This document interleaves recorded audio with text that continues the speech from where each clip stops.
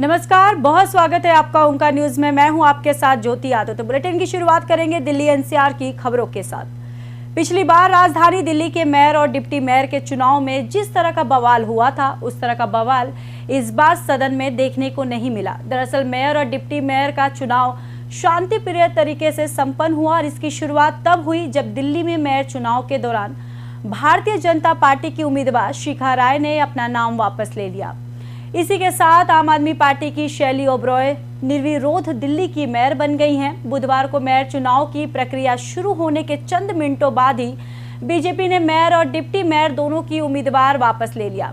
वहीं बीजेपी प्रत्याशी का नाम वापस लेने के बाद पीठासीन अधिकारी मुकेश गोयल ने डॉक्टर शैली ओबरॉय को मेयर घोषित कर दिया है।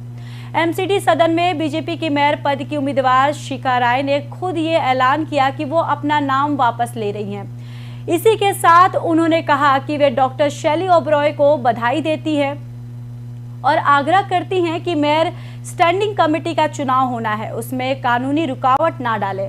दरअसल स्टैंडिंग कमेटी का मामला दिल्ली हाई कोर्ट में लंबित है और वहीं उम्मीदवारों की वापस लेते हुए बीजेपी की शिखा राय ने कहा कि सबसे बड़ी पार्टी की तरफ से मैंने उम्मीदवार के तौर पर नामांकन दाखिल किया था, लेकिन हमारी पार्टी का ध्येय ये नहीं रहता कि हमें केवल सत्ता चाहिए। पिछले दिनों हम उम्मीद कर रहे थे कि स्टैंडिंग कमेटी चुनाव भी होगा, लेकिन कोर्ट में ये मामला लंबित है और उसमें तारीख पर तारीख ली जा रही है। और वही जब तक बाकी की संवैधानिक प्रक्रिया नहीं पूरी होती, मैं यह मांग करते हुए कि कमेटी का गठन हो, अपना नाम वापस लेती हूँ।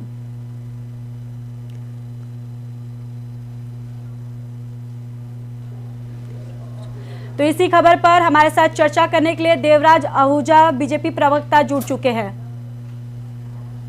जी। देवराज जी, बहुत बहुत स्वागत है ओंकार न्यूज पर।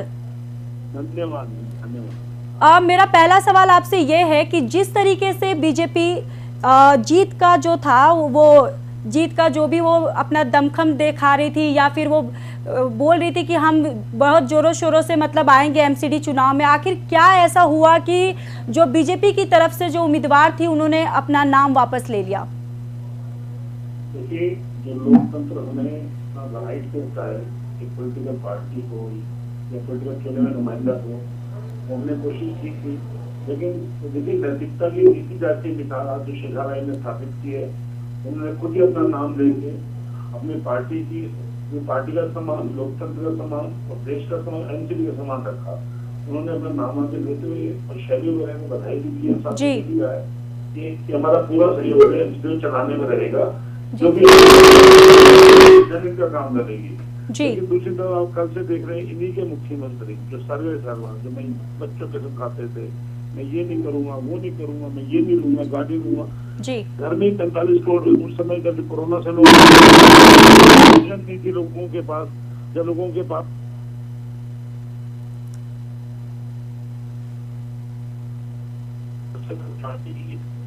मैं इनसे भी निवेदन कामना करूंगा, ये भी उप मुख्यमंत्री से सोचे कि राह पर सत्येंद्र जैन की राह पर या केजरीवाल जो इनके जो सर्वे सर्वा चोरों की बारात के जो दूल्हा है, उसके जो पच्चीनों पर ना चलते हुए एमसीडी का सम्मान करें और जो स्टैंडिंग कमेटी के 5 पद भी खाली है, जो स्टैंडिंग कमेटी के मेंबर के चुनावों में, उसको भी कोर्ट में अच्छे से पक्ष रख के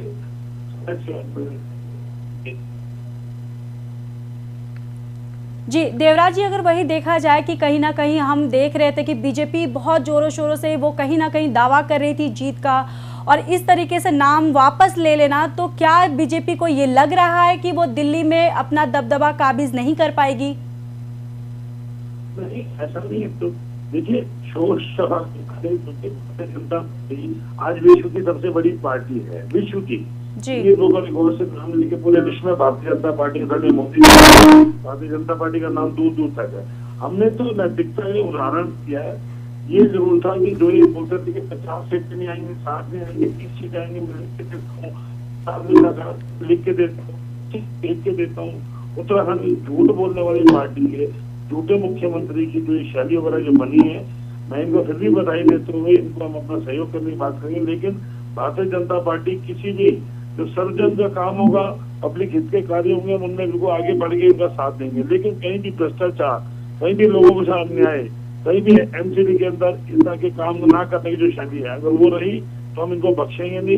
हम सड़कों पे भी आएंगे और लोकतंत्र के तरीके से जो भी हमारे अधिकार हमें दिए गए हम उनका पूरा उपयोग करेंगे। जी देवराज जी, बहुत बहुत धन्यवाद हमारे साथ जुड़ने के लिए, सारी जानकारी हमारे साथ साझा करने के लिए। थैंक यू जी, थैंक यू।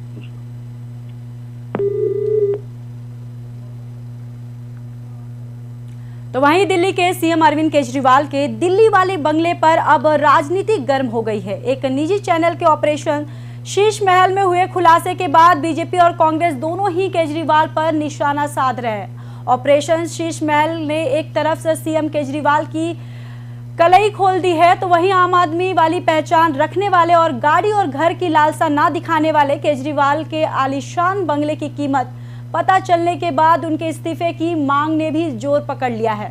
दरअसल रिपोर्ट ने बताया कि केजरीवाल के बंगले रेनोवेशन पर 45 करोड़ खर्च हुए हैं। ये भी बताया गया है कि रेनोवेशन उस समय हो रहा था जब दिल्ली कोरोना की भीषण महामारी से जूझ रहा था। वहीं बीजेपी नेता कपिल मिश्रा ने सीएम केजरीवाल पर निशाना साधते हुए कहा कि आज सारा देश देख रहा है कि केजरीवाल कहां से कहां आ गए हैं। वहीं कभी यही केजरीवाल एफिडेविट लेकर घूम रहे थे और कहते थे कि मैं बंगला नहीं लूंगा। मैंने बार बार कहा है कि जिस दिन केजरीवाल के बंगले का सच सामने आ गया उस दिन केजरीवाल कितना भ्रष्टाचारी है ये सारे देश के सामने आ जाएगा। वहीं बीजेपी सांसद मनोज तिवारी ने कहा कि केजरीवाल ने संवेदनहीनता के सारे रिकॉर्ड तोड़ दिए हैं। तो आपको बताते चले कि दिल्ली के सीएम अरविंद केजरीवाल के दिल्ली वाले बंगले पर अब राजनीति गर्म हो गई है। एक निजी चैनल के ऑपरेशन शीश महल में हुए जो खुलासे और बाद में जो पता चला कि कांग्रेस दोनों ही केजरीवाल पर निशाना साध रहे और ऑपरेशन शीश महल ने एक तरफ से सीएम केजरीवाल की कलई खोल दी है, वहीं आम आदमी वाली पहचान रखने वाली और गाड़ी और घर की लालसा ना दिखाने वाले केजरीवाल के आलीशान बंगले की कीमत पता चलने के बाद उनके इस्तीफे की मांग ने भी जोर पकड़ लिया है। रिपोर्ट ने बताया कि केजरीवाल के बंगले के रेनोवेशन पर 45 करोड़ खर्च हुए हैं। ये भी बताया कि यह रेनोवेशन उस समय हो रहा था जब दिल्ली कोरोना की भीषण महामारी से जूझ रहा था। वहीं बीजेपी नेता कपिल मिश्रा ने सीएम केजरीवाल पर निशाना साधते हुए कहा कि आज सारा देश देख रहा है कि केजरीवाल कहां से कहां आ गए हैं। कभी यही केजरीवाल एफिडेविट लेकर घूम रहे थे कि मैं बंगला नहीं लूंगा और मैंने बार बार कहा कि जिस दिन केजरीवाल के बंगले का सच सामने आ गया उस दिन केजरीवाल कितने भ्रष्टाचारी हैं ये सारा देश देख सकता है। वही बीजेपी सांसद मनोज तिवारी ने भी कहा है कि केजरीवाल ने संवेदनहीनता के सारे रिकॉर्ड तोड़ दिए हैं।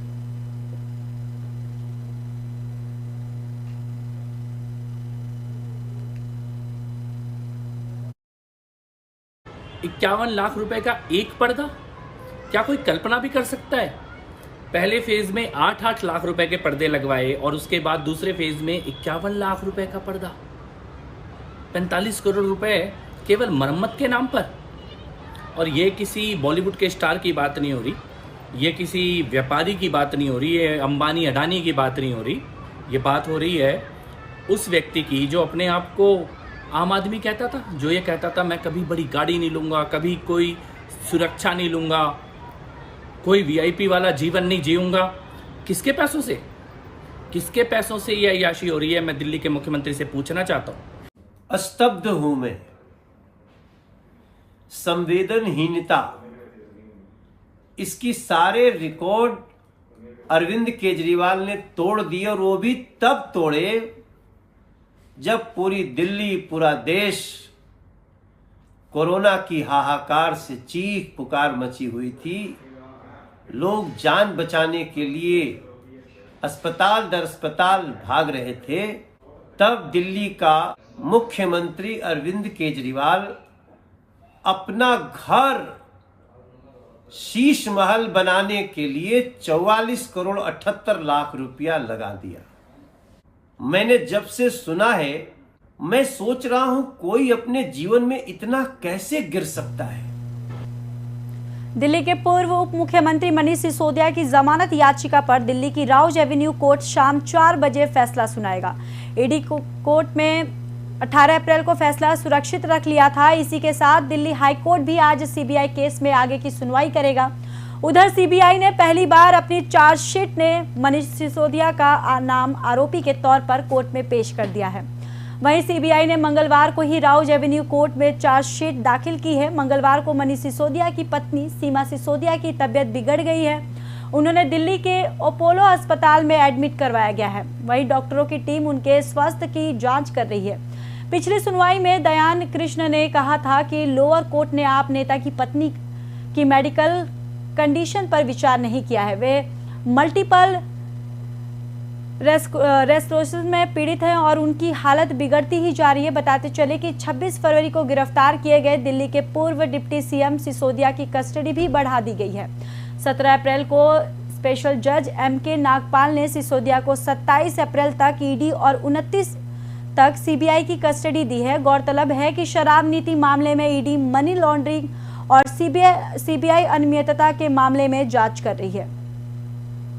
तो सीबीआई ने पहली बार सिसोदिया को आरोपी बनाया है। बताते चले कि ईडी केस में जमानत पे आज फैसला होने वाला है। साथ ही साथ आपको बताते चले कि मंगलवार को मनीष सिसोदिया की पत्नी सीमा सिसोदिया की तबीयत बिगड़ गई है। उन्हें दिल्ली के अपोलो अस्पताल में एडमिट करवाया गया है। वहीं डॉक्टरों की टीम उनके स्वास्थ्य की जांच कर रही है। पिछली सुनवाई में दयान कृष्ण ने कहा था कि लोअर कोर्ट ने आप नेता की पत्नी की मेडिकल कंडीशन पर विचार नहीं किया था। वहीं आपको बताते चले कि 26 फरवरी को गिरफ्तार किए गए दिल्ली के पूर्व डिप्टी सीएम मनीष सिसोदिया की कस्टडी भी बढ़ा दी गई है। 17 अप्रैल को स्पेशल जज एमके नागपाल ने सिसोदिया को 27 अप्रैल तक ईडी और 29 अप्रैल तक सीबीआई की कस्टडी दी है। गौरतलब है कि शराब नीति मामले में ईडी मनी लॉन्ड्रिंग और सीबीआई अनियमितता के मामले की जांच कर रही है।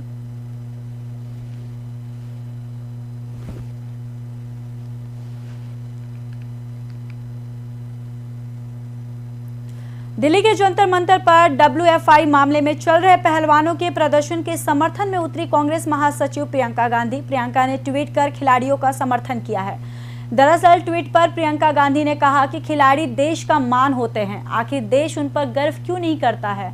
खिलाड़ी तमाम मुश्किलों के बावजूद पदक जीतते हैं, उनकी जीत में हमारी जीत होती है। खिलाड़ियों की जीत से देश मुस्कुरा उठता है। महिला खिलाड़ियों की जीत बाकी खिलाड़ियों की जीत से भी बड़ी होती है। वहीं प्रियंका गांधी ने केंद्र सरकार पर तंज कसते हुए कहा कि देश की संसद के बगल ही सड़क पर बैठी हैं खिलाड़ी। शोषण के खिलाफ उनकी शिकायत कोई नहीं सुन रहा है, आखिर क्या होगा इस देश का। तो WFI मामले में पहलवानों के समर्थन में प्रियंका गांधी उतर चुकी हैं। उन्होंने सीधे बीजेपी पे तंज कसते हुए कहा कि खिलाड़ी हमारे देश के गर्व होते हैं और उनकी समस्याओं का समाधान क्यों नहीं किया जा रहा है। दरअसल उन्होंने पूरे ट्वीट में लिखा है कि खिलाड़ी देश का मान होते हैं, आखिर देश उन पर गर्व क्यों नहीं करता। खिलाड़ी तमाम मुश्किलों के बावजूद पदक जीतते हैं, उनकी जीत में हमारी जीत होती है। वही खिलाड़ियों की जीत से देश मुस्कुरा उठता है। महिला खिलाड़ियों की जीत बाकी खिलाड़ियों की जीत से भी बड़ी होती है। वहीं प्रियंका गांधी ने केंद्र सरकार पर भी तंज कसते हुए कहा कि देश की संसद के बगल ही सड़क पर बैठी हैं खिलाड़ी, फिर भी शोषण के खिलाफ उनकी शिकायत कोई नहीं सुन रहा।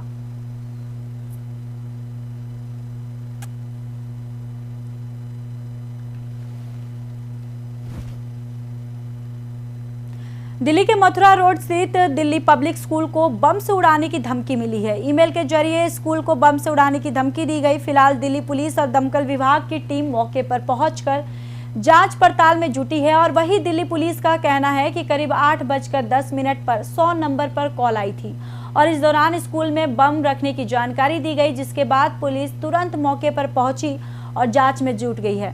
वही सूचना के बाद एम्बुलेंस और दिल्ली पुलिस के कमांडो जवान मौके पर पहुंचे और इसके अलावा बच्चों के परिजन भी स्कूल पहुंचे। हालांकि पुलिस के मुताबिक शुरुआती जांच में ये किसी की शरारत लग रही है। फिलहाल राहत की बात तो यह है कि सभी बच्चे पूरी तरह से सुरक्षित हैं।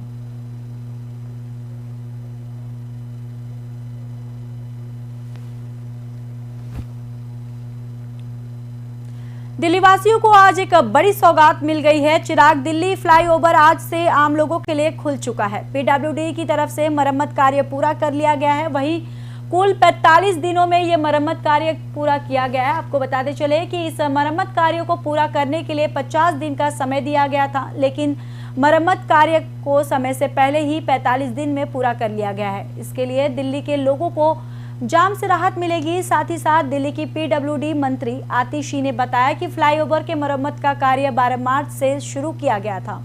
इसके दोनों कैरिज वे को 25 दिन के लिए बंद कर दिया गया है, लेकिन पहले कैरिज का वे काम मात्र 19 दिन में ही पूरा कर लिया गया है और इसे 31 मार्च को ही वाहनों की आवाजाही के लिए खोल दिया गया है और वहीं दूसरे कैरिज वे का काम 14 अप्रैल तक पूरा कर लिया जाएगा, जिससे दिल्ली वासियों को ट्रैफिक जाम से राहत मिल सके।